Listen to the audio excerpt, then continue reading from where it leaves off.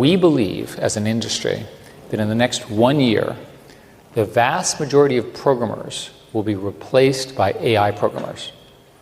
We also believe that within 1 year, you will have graduate level mathematicians that are at the tippy top of graduate math programs. So that's 1 year, okay? What happens in 2 years? Well, I've just told you about reasoning, and I've told you about programming, and I've told you about math. Programming plus math are the basis of sort of our whole digital world. So the evidence and the claims from the research groups in OpenAI and Anthropic and so forth is that they're now somewhere around 10 or 20% of the code that they're developing in their research programs is being generated by the computer. That's called recursive self-improvement, is the technical term. So what happens when this thing starts to scale? Well, a lot.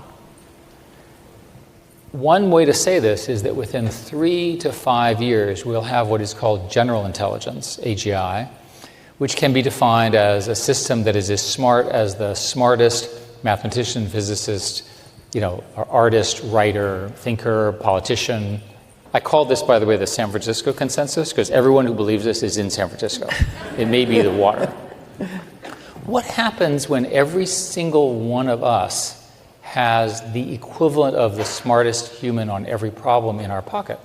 But the reason I want to make the point here is that in the next year or two, this foundation is being locked in, and we're not going to stop it. It gets much more interesting after that. Because remember, the computers are now doing self-improvement.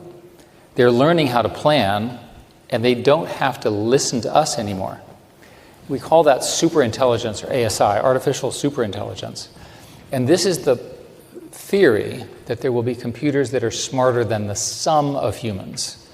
The San Francisco consensus is this occurs within 6 years, just based on scaling. This path is not understood in our society. There's no language for what happens with the arrival of this. That's why it's underhyped. People do not understand what happens when you have intelligence at this level, which is largely free.